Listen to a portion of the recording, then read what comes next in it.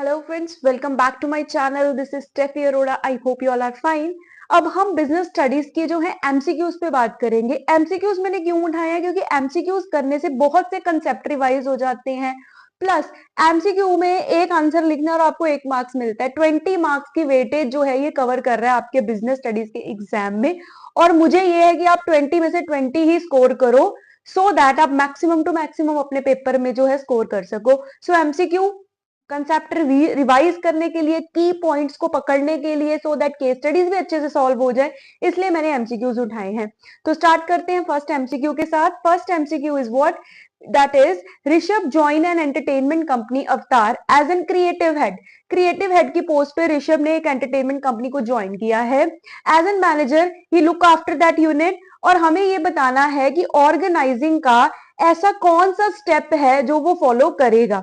Organising एक one of the function है हमारा मैनेजमेंट का, और ऑर्गेनाइजिंग में वो कौन सा स्टेप करेगा फॉलो अगर वो क्रिएटिव यूनिट को देख रहा है। सबसे पहले तो हमने यहाँ पे बात करनी है कि वो as an creative head appoint हुआ है, और क्रिएटिव हेड बनाना डिवाइड करके वो कौन से प्रोसेस में होता है। ऑब्वियसली डिपार्टमेंटलाइजेशन में होता है, क्योंकि डिपार्टमेंट्स में ये होता है कि हेड्स बनते हैं, डिवीजन होती है पूरी ऑर्गेनाइजेशन की, और हर एक डिवीजन का एक हेड एलोकेट कर दिया जाता है। तो यहीं से पता चल रहा है, यहाँ पे कोई भी अभी काम डिवाइड की बात नहीं हुई, ड्यूटी असाइन की भी नहीं बात हुई, कोई रिपोर्टिंग रिलेशनशिप की भी नहीं बात हो रही, डिवीजन की बात हुई है, क्रिएटिव हेड की बात हुई है। तो डेफिनेटली इसका आंसर डिपार्टमेंटलाइजेशन होगा। तो आपको जब भी एमसीक्यू करने हैं ना, तो आपको कीवर्ड्स पे ही फोकस करना है कि मेजर कीवर्ड क्या है, किस चीज की बात की जा रही है। राइट, तो बहुत इजीली जल्दी जल्दी आप इसको कर लोगे। प्लस आपको इसमें एलिमिनेशन मेथड भी यूज करना है। अभी नेक्स्ट देखते हैं, नेक्स्ट एमसीक्यू क्या है। Which characteristics of business environment is highlighted when the changes are take place? जब changes की बात की जाएगी, मतलब कुछ बदलता है, चेंज हो रहा है। चेंज तो जनरली फीचर जैसे आ सकता था डायनामिक, अभी डायनामिक इसमें ऑप्शन में है ही नहीं। चेंज मतलब बदलता जा रहा है फ्रीक्वेंटली। राइट, तो अनसर्टेन, अनसर्टेन का मतलब क्या हुआ तो होता है जिसकी सर्टेनिटी नहीं है, मुझे नहीं पता ये चीज होगी या नहीं होगी, थोड़ा बहुत चेंज की बात ये है। कॉम्प्लेक्सिटी, मुश्किल बिल्कुल भी नहीं। इंटर रिलेटेड रिलेशन इवेलुएट करना, रिलेटिविटी नहीं, कुछ भी नहीं लग रहा, अनसर्टेनिटी लग रहा है जो चेंज की बात करता है। Right, so the correct option is uncertainty. ऐसे आपको सॉल्व करने हैं। नेक्स्ट बात कर लेते हैं नेक्स्ट एमसीक्यू की। That is Arohan Limited is a company manufacturing automobiles where division of work into key areas including production, purchase, marketing, accounts and personnel. Which of the following is a disadvantage of organization structure of Arohan Limited? तो basically एक automobile industry है जहां पे काम को divide किया गया है production, purchase, marketing, accounts and personnel departments में। तो मुझे बताना है कि इसमें से क्या डिसएडवांटेज नहीं है।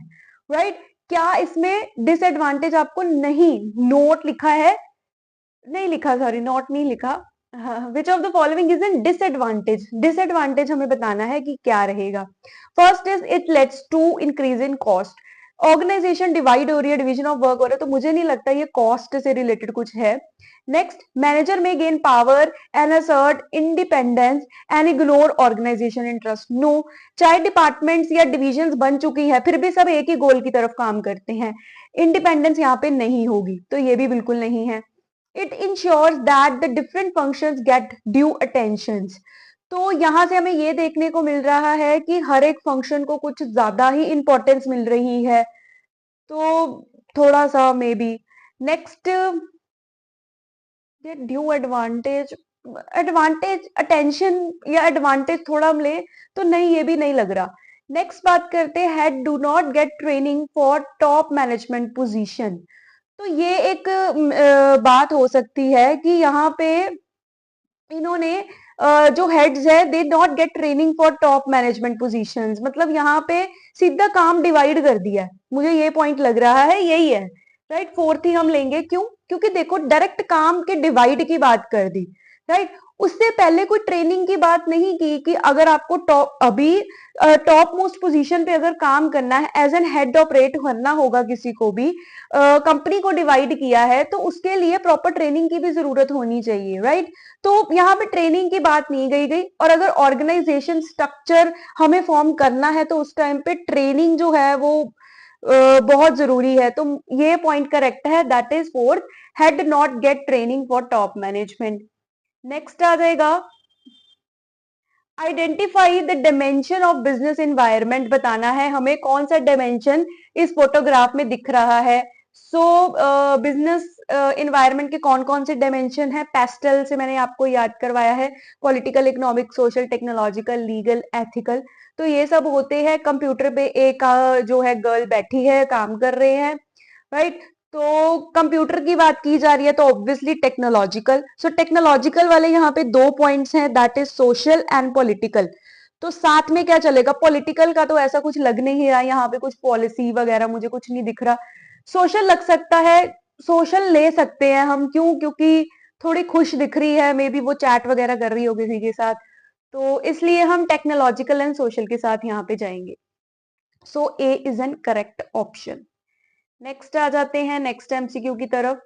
Identify the reason which makes management important in the light of fact that it is generally seen that individual in an organization resist change as change often change की बात की जा रही है। change के words कौन कौन से थे, अनसर्टेन, डायनामिक। ऑप्शंस में सीधा ढूंढो कहाँ पे, अनसर्टेन, डायनामिक दिख रहा है जी, सेकंड ऑप्शन है।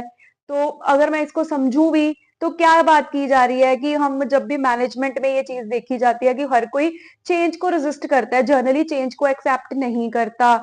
कि अगर एक ऑर्गेनाइजेशन से दूसरी में जाना है, एक माहौल से दूसरे माहौल में शिफ्ट होना है, तो ये एक बहुत ही चैलेंजिंग टास्क है। तो हमें बताना है कि कौन सा इसमें लाइन जो है सूट कर रही है, इसको मैनेजमेंट के फीचर को बता रही है। तो ऑब्वियसली चेंज की बात है तो डायनामिक, राइट। आई होप आप समझ रहे हो कि कैसे एमसीक्यू करने होते हैं हमें। तो ये मतलब स्मार्टली हम ऐसे ही करते हैं, कीवर्ड्स उठाने हैं बस हमने। नेक्स्ट देखेंगे, government of India made an announcement regarding the demonetisation, right. तो डीमोनेटाइजेशन के रिगार्डिंग गवर्नमेंट ने अनाउंस किया था 8 नवंबर 2016 को। The process which put restriction on convertibility of domestic money and bank deposit, we meant to create a less cash economy. So less cash economy को create करने के लिए ये यहाँ पे बात कर रहे हैं कि ये सब किया जाता था। तो हमें ये बताना है one argument against the cash light economy. So कौन सा ऐसा आर्ग्यूमेंट है जो कैश लाइट इकोनॉमी को मतलब दिखा रहा है कि जो कैश लाइट इकोनॉमी है, कैश लाइट इकोनॉमी का मतलब क्या है कि कैश कम सर्कुलेट हो इकोनॉमी में, डिजिटली ज्यादा जो है ट्रांजैक्शंस हो। तो कौन सी ऐसी हमें यहाँ पे बताना है कि कौन सा ऐसा आर्गुमेंट है जो हमें चाहिए कि अगर कैश लाइट इकोनॉमी में चाहती हूँ तो हमें क्या जरूरी है उस चीज के लिए। तो first is internet connectivity is a prerequisites. Obviously हमें इंटरनेट कनेक्टिविटी तो चाहिए अगर कैश लाइट इकोनॉमी चाहिए तो। More people will be introduce into the formal economy, कुछ जच नहीं रहा पॉइंट कि और लोगों को इंट्रोड्यूस करो, तो नो। फाइनेंशियल सेविंग इंक्रीज करो, नो। कैश लाइट सेविंग होगी तो इकोनॉमी चलेगी कैसे, सर्कुलेट कैसे होगा पैसा फिर। Tax evasion will be reduce, tax की चोरी कम हो जाएगी। तो ज्यादा सुटेबल पॉइंट मुझे इंटरनेट कनेक्टिविटी लग रहा है, क्योंकि अगर कैश लाइट इकोनॉमी बनानी है तो इंटरनेट कनेक्टिविटी ही चाहिए होती है हमें। ठीक है, तो बेसिक सूटेबिलिटी के अकॉर्डिंग भी हमें आंसर देने होते हैं। नेक्स्ट बात कर लेते हैं, airline will be able to offer the benefit of low pricing to customer on sector route due to the decision of civil aviation ministry to remove price cap from that much date। तो basically customer के benefit के लिए price लो की बात की जा रही है, जो मिनिस्ट्री की तरफ से आया है कि प्राइस कैप को रिमूव किया जाए and all. So this can be help an airline to do better performance if they take early decision regarding future course of action। तो बेसिकली यहाँ पे बात की जा रही है कि जो इसके थ्रू क्या होगा, जो भी एयरलाइंस होगी वो बेटर परफॉर्म कर पाएंगी, फ्यूचर में क्या करना है उसको समझ पाएंगे, उससे रिलेटेड क्या डिसीजंस लेने हैं ये सब वो देख पाएंगे, राइट। तो बेसिकली एक डिसीजन की बात की गई है, कुछ नई चीज करने की बात की गई है, नया इंट्रोड्यूस करने की बात की गई है। राइट। तो मुझे ये बताना है which importance of the business environment and its understanding by the manager is not highlight. कौन सा इंपॉर्टेंस यहाँ पे सूट नहीं करेगा? So it helps in improving performance. ये तो क्वेश्चन में ही लिखा है कि परफॉर्मेंस को बेटर करने के लिए ये करना है, ये तो बिल्कुल ही है। नॉट बताना है, नॉट पढ़ लेना ध्यान से। It helps in assisting planning and policy formulation. Future course of action की बात की गई है तो प्लानिंग की भी बात है, तो ये भी बिल्कुल नहीं है। Help in tapping useful resource. नए यूजफुल जो रिसोर्स है उनको इवेलुएट करना, ढूंढना, टैप करना, ऐसा कुछ नहीं बात की गई। फिर भी अगला पढ़ लेते हैं। It enable a firm to identify opportunities and get a first mover advantage. तो अपॉर्चुनिटी को देखते हुए फर्स्ट मूवर एक एडवांटेज, कुछ नया इंट्रोड्यूस करना, चलाना थोड़ा है, क्योंकि कस्टमर के प्राइस की बात की जा रही है, उनके बेनिफिट की बात की जा रही है, जो भी नहीं किसी एयरलाइन ने किया होगा उस पर बात की जा रही है। तो मेरे अकॉर्डिंग थर्ड ऑप्शन करेक्ट है, क्योंकि टैपिंग यूजफुल रिसोर्स का यहाँ पे कोई लेना देना नहीं है और हमें नॉट वाला केस बताना है। Next is 8th MCQ। A mobile platform is in the process of laying off 400 to 500 employees. एक प्लेटफॉर्म जहां से 400 से 500 एम्प्लॉय को निकालने की बात की जा रही है, डिस्चार्ज की बात की जा रही है, विद मोटिव की थोड़ी कॉस्ट कम हो जाएगी हमारी। तो ऐसा कौन सा ऑब्जेक्टिव ऑफ मैनेजमेंट है जो फर्म यहाँ पे नहीं पूरा कर पा रही? कौन सा ऑब्जेक्टिव? सो 3 ऑब्जेक्टिव होते हैं, कौन कौन से? Organisation, personal and social, right. तो एफिशिएंसी, प्रॉफिट, तो ये तो बात ही नहीं की जा रही। हमने यहाँ पे नॉट एबल टू अचीव, क्या वो नहीं अचीव कर पा रहे? कर पाएंगे अगर वो 400 से 500 लोगों निकाल देंगे। तो ऑब्वियसली सोशल इन्वायरमेंट, क्योंकि सोशल के अंदर ही आता है ना मोर जॉब्स क्रिएट करना। तो यहाँ पे तो जॉब क्रिएट करने के बजाय लोगों को बाहर निकालने की बात की जा रही है, इसलिए सोशल जो है यहाँ पे इग्नोर हो रहा है और नॉट एबल टू परफॉर्म या अचीव बाय कंपनी। नेक्स्ट आ जाता है हमारा, Radha started a home cooked food delivery dhaba service. Her mother, who is great cook, decided to help her. They relied on friend and family for order, and then one word of mouth. Then on one word of mouth, sorry, as a step in the process of ensuring that the activities should be performed as per the plan. सब कुछ as per, वो ढाबा खोलने के बारे में सोच रही है, उसको ये है कि उसकी मदर भी मतलब उसमें हेल्प कर रही है, उसकी कुकिंग एंड ऑल में उसने डिसाइड किया।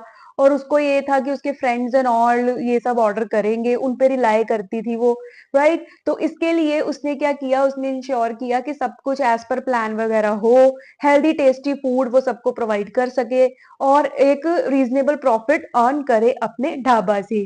सो he decided sorry she decided to keep both qualitative and quantitative benchmark. तो इसके लिए उसने quantitative as well as quantitative दोनों तरह के स्टैंडर्ड टारगेट हम बोल सकते हैं कि सेट कर लिए हैं, सो दैट उसका काम अच्छे से चले।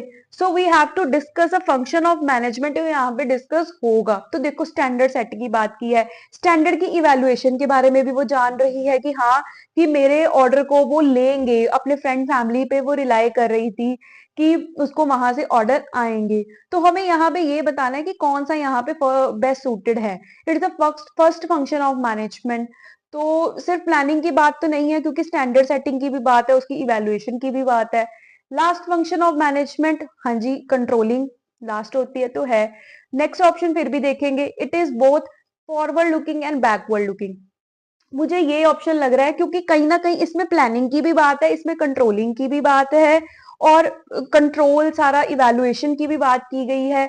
तो यहाँ पे दोनों की बात की गई है, वो आगे का भी सोच रही है, पीछे का भी सोच रही है, सब कुछ सोच के आगे चल रही है या उसने सेटअप सारा देखा है।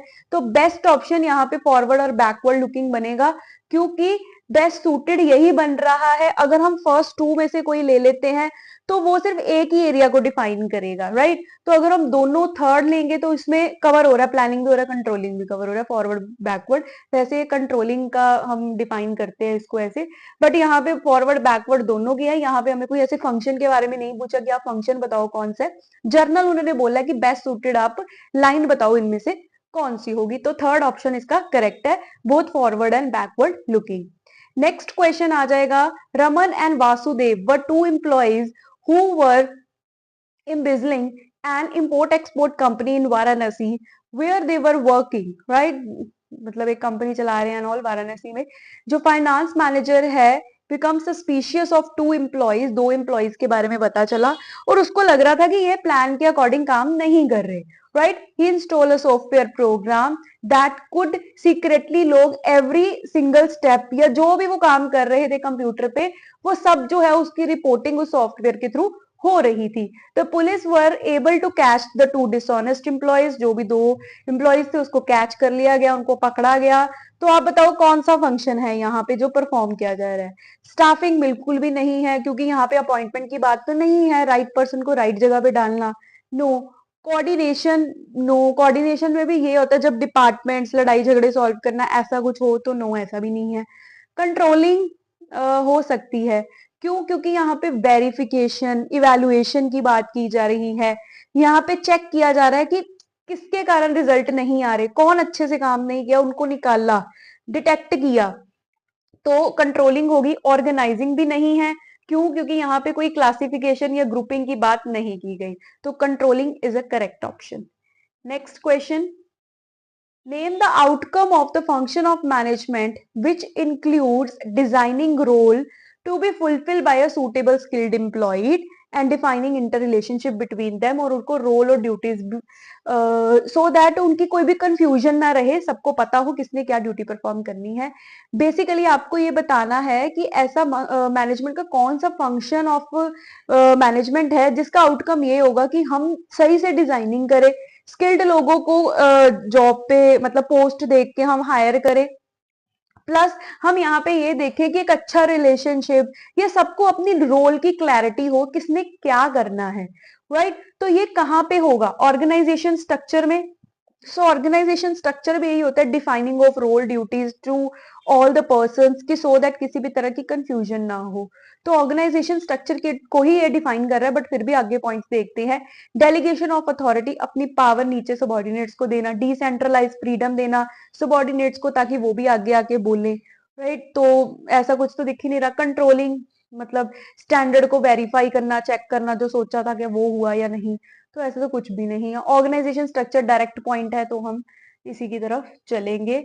बाकी मैं इसलिए एक्सप्लेन कर देती हूँ तो थोड़ा बहुत सुन के ना हमें रिवाइज हो जाता है, कि कुछ ना कुछ कान में पड़ जाता है, तो इसलिए मैं थोड़ा बहुत बता देती हूँ बाकी पॉइंट्स के बारे में भी। तो नेक्स्ट स्टेटमेंट क्वेश्चन है, transportation helps in creating time utility. No, transportation तो प्लेस यूटिलिटी के बारे में बताती है, तो पहली स्टेटमेंट बिल्कुल गलत है, फिर भी आगे पढ़ेंगे। Warehousing helps in creating place utility. No, ये उल्टा लिख दिया, ट्रांसपोर्टेशन प्लेस बताता है, वेयर हाउसिंग टाइम बताता है, तो फर्स्ट स्टेटमेंट बिल्कुल गलत है। अगर फर्स्ट स्टेटमेंट गलत है तो मींस बी या डी में से कोई आंसर है। आगे देखते हैं, the process of classifying the products into different groups on the basis of their importance is known as standardisation. No, it is known as grading. तो दोनों स्टेटमेंट गलत है, तो correct option D. Next is financial market, match करना है। Financial market क्या होती है? एक ऐसी मार्केट जहां पे एक्सचेंज की जाती है एसेट्स, तो फाइनेंशियल मार्केट बी के साथ आ गया। प्राइमरी मार्केट कौन सी है? जहां पे न्यू शेयर्स इशू होते हैं, न्यू इशू मार्केट बोला जाता है, और सेकेंडरी को हम बोलते हैं स्टॉक एक्सचेंज। तो लास्ट वाला सी मैच हो जाएगा हमारा 1 के साथ। तो ये हमारा कैसे बनेगा? 2 3 1। सो 2 3 1 कौन सा ऑप्शन है? ये रहा, फर्स्ट ए ऑप्शन करेक्ट है। ठीक है, नेक्स्ट आ जाते हैं हमारा 14th। Dash is a number assign to each transaction by the stock exchange, और जिसको कॉन्ट्रैक्ट नोट पे भी लिखा जाता है, तो वो कौन सा नंबर होता है? Unique order code, right. UOC भी कहीं पे लिखा होता है ये। तो जो कॉन्ट्रैक्ट नोट पे नंबर लिखा जाता है, असाइन किया जाता है हर एक ट्रांजेक्शन पे बाय द स्टॉक एक्सचेंज, उसको हम यूनिक ऑर्डर कोड बोलते हैं। Next, one of the important decision area under the marketing function of dash is managing inventory। Inventory की मैनेज किस पे बात की जाएगी? ब्रांडिंग में। ब्रांड तो वो होता है ना, सिंबल वगैरह ये सब डिसाइड करना, तो सिंबल लोगो क्या रहेगा मेरी कंपनी का, तो वो मुझे नहीं लगता स्टॉक मैनेजमेंट में आता है। प्रमोशन, प्रोडक्ट का प्रचार करना, नो। प्राइसिंग, प्रोडक्ट की वैल्यू डिसाइड करना, no. Physical distribution, physical distribution ही होता है कितना स्टॉक मेरे पास रहेगा, कितना मैं आगे वेयर हाउस में डालू, कितना होलसेलर रिटेलर के पास जाएगा एंड ऑल। तो पूरा स्टॉक की मैनेजमेंट जिसमें हम ट्रांसपोर्टेशन की भी बात कर लेते हैं, मटेरियल हैंडलिंग की बात करते हैं, प्रोडक्ट सर्कुलेट कैसे होगा, किस चैनल ऑफ डिस्ट्रीब्यूशन के थ्रू जाएगा, ये सब फिजिकल डिस्ट्रीब्यूशन में ही होता है। So the correct option is physical distribution. So next बात कर लेते हैं, which of the following statement is incorrect. तो first, providing liquidity to security, liquidity provide करना सिक्योरिटी को, सिक्योरिटीज की ये स्टॉक एक्सचेंज का फंक्शन है, जी हाँ है। Process of holding share in the electronic form, उसको डीमटेरियलाइजेशन बोलते हैं, ये भी ठीक है। तो हमारे ये दोनों ऑप्शन, पहले दो तो बिल्कुल ठीक चल रहे हैं। आगे, security exchange board of India SEBI perform the regulatory function of controlling insider trading. So SEBI regulatory function perform करता है जब वो इनसाइडर ट्रेडिंग को रोकने की बात करेगा। नो, मैंने ये पढ़ाया है आपको कि इनसाइडर ट्रेडिंग कब होता है, प्रोटेक्टिव फंक्शन है ये, है ना। हमारे सेबी के 3 फंक्शन है ना, डेवलपमेंट, प्रोटेक्टिव एंड रेगुलेटरी। तो जो हमारा इनसाइडर ट्रेडिंग को कंट्रोल करना, कोई भी फ्रॉड ना हो, कुछ ऐसी चीजें ना हो, तो वो प्रोटेक्टिव फंक्शन के आता है, अंदर आता है। ठीक है, तो देखो छोटा सा वर्ड था, कितना डीप ये पूछा हुआ है, राइट, कि इनसाइडर ट्रेडिंग प्रोटेक्टिव फंक्शन है और यहाँ पे रेगुलेटरी बोला जा रहा है, तो डेफिनेटली यही स्टेटमेंट गलत है। आगे बढ़ते हैं। One of the following is considered to be an extension of marketing concept, तो किसी मार्केटिंग कंसेप्ट की बात की जा रही है। Which apart from customer satisfaction pay attention to ethical and ecological aspect of market. So ऐसा कौन सा मार्केटिंग कंसेप्ट है जहां पे कस्टमर सेटिस्फेक्शन की भी बात की जा रही है, एथिक्स की भी बात की जा रही है, इन्वायरमेंट की भी बात की जा रही है। तो ये कहाँ पे आएगा, सेलिंग में तो यही होता है, माल बेचो बस। प्रोडक्शन में ज्यादा से ज्यादा माल बनाना है, प्रोडक्ट में क्वालिटी के बारे में बात की जाती है, और सोशल में बात की जाती है कि इन्वायरमेंट को प्रोटेक्ट करना है, कस्टमर को सेटिस्फाई करना है, जो कस्टमर को चाहिए, कस्टमर एज एन किंग मान के हमने सारा जो है प्रोड्यूस करने हैं गुड्स को। नेक्स्ट 18, नेक्स्ट आ जाएगा, while the product cost set the lower limit of the price for a product, the upper limit of the price which a buyer would prepare to pay is decided by। तो यहाँ पे बात की जा रही है कि जब भी किसी प्रोडक्ट की कॉस्ट की बात की जाती है तो हम लोअर मतलब चाहते हैं कि हम कम से कम खर्चा प्रोडक्ट को बनाने पे करें, बट जब बायर से लेने की बात आती है तो ऐसी प्रिपरेशन की जाती है कि हम ज्यादा पैसे ले, अपर लिमिट सेट की जाती है। तो प्रोडक्ट की कॉस्ट कम रखना और बायर से ज्यादा पैसे हम चाहते हैं कि हम जब भी अपना सामान बेचे या प्रोडक्ट बेचे हमें ज्यादा पैसे मिले। तो ये कौन बोलता है, कौन डिसाइड करता है ये? Utility and demand of the product, marketing manager decide करता है, गवर्नमेंट या कॉम्पिटिटर? गवर्नमेंट कॉम्पिटिटर तो बिल्कुल भी नहीं है। मेरा आज कोई बिजनेस चल रहा है, मुझे गवर्नमेंट या कॉम्पिटिटर थोड़ी बताएंगे कि मैं किस रेट पे बेचूंगी, राइट। या मार्केटिंग मैनेजर बताता है, समहाउ बताता है, कभी कभी गाइडेंस होती है उसकी भी। बट अगर बात की जाए कि प्रोडक्ट की यूटिलिटी कितनी है, मतलब प्रोडक्ट कितना यूज में है, या कस्टमर को वो कितना चाहिए, या उसकी डिमांड कितनी है, ये ज्यादा अच्छा पॉइंट है जो मुझे बताता है कि मुझे किस रेट पे अपने प्रोडक्ट को सेल करना है। नेक्स्ट आ जाएगा हमारा 19th, सेकेंड लास्ट। सो इसको थोड़ा मैं शिफ्ट कर लेती हूँ, सेंटर में कर लेते हैं, राइट। तो नेक्स्ट है हमारा, विच of the following statement about the advertisement is incorrect. So incorrect क्या है एडवर्टाइजमेंट को लेके? It is a personal form of communication. So incorrect बताना है, एडवर्टाइजमेंट क्या पर्सनल फॉर्म है? सामने आप टीवी पे ऐड आती है तो आप सामने सामने देख के बात करते हो, नो, ये तो नॉन पर्सनल होती है। पेड फॉर्म होती है, मास लेवल पे सेलिंग टेक्निक, बहुत बड़े लेवल पे आप इसके थ्रू सेल कर सकते हो। इट इज इनफ्लेक्सिबल, इनफ्लेक्सिबिलिटी है इसमें, मतलब जो आपने मैसेज एक बार डाल दिया जनरली वही चलेगा और वही रन होता है। तो यस, ये तो होता है, इट इज इनफ्लेक्सिबल है, इसको आप जल्दी चेंज नहीं कर सकते, राइट। तो करेक्ट कौन सा है इसमें? फर्स्ट वाला, कि ये पर्सनल फॉर्म है, बल्कि ये इम्पर्सनल फॉर्म है। नेक्स्ट, ट्रेडिंग प्रोसीजर का प्रोसेस बताना है कैसे होता है, राइट। तो फर्स्ट ऑफ ऑल क्या होता है उसमें, हमारा डीमेट अकाउंट ओपन होता है, डीमेट अकाउंट ओपन होगा, उसके बाद पहले ऑर्डर प्लेस होगा, सेटल होगा या एग्जीक्यूट, ऑब्वियसली पहले ऑर्डर को प्लेस किया जाता है, उसके बाद सेटलमेंट होती है, उसके बाद एग्जीक्यूशन होती है। तो स्टेप्स इसमें कैसे फॉलो होंगे? पहले होगा opening of demat account, second, फिर प्लेसिंग ऑर्डर 3, सेकेंड 3 कहाँ पे है? फोर्थ पॉइंट में देखो, उसके बाद execution and then settlement. So here correct option क्या है हमारा? फोर्थ। ठीक है, तो फोर्थ वाला डी ऑप्शन यहाँ पे करेक्ट माना जाएगा, जिसको हम ले लेंगे। ठीक है, तो इसी के साथ 20 एमसीक्यूज हमारे आज के कंप्लीट हो चुके हैं, राइट। आई होप आपको कुछ कंसेप्ट्स क्लियर हुए होंगे, कुछ ना कुछ याद तो आ ही गया होगा। एक बार ऐसे एक रिवीजन ही हो जाती है इसके थ्रू, और कुछ भी नहीं है। तो कल मैं एक और ऐसे ही 20 एमसीक्यू लेके आऊंगी, सो दैट आपकी और रिवीजन हो सके और कंसेप्ट स्ट्रॉन्ग हो, पेपर में केस स्टडीज अच्छे से हो। अभी देखो, जैसे मैंने जितने क्वेश्चंस पूछे, जैसे आपको ये फोटोग्राफ थी, आपको यही बोल देते कि आइडेंटिफाई करो कौन सा डायमेंशन है और उसको एक्सप्लेन करो, तो 3 मार्क्स में भी तो ऐसे आ जाते हैं। तो केस स्टडीज की प्रैक्टिस भी इसी के थ्रू हो जाती है, राइट। तो इसीलिए मैंने एमसीक्यू उठाए हैं, कंसेप्ट स्ट्रॉन्ग हो जाएंगे, एमसीक्यू प्रिपेयर हो जाएंगे, केस स्टडी हो जाएंगी, बस और क्या चाहिए हमें, राइट। आई होप आपको सब क्लियर हो रहा होगा। कुछ भी पूछना, कोई डाउट है किसी भी क्वेश्चन में, तो आप कमेंट सेक्शन में पूछ सकते हो। So thank you so much and keep smiling always.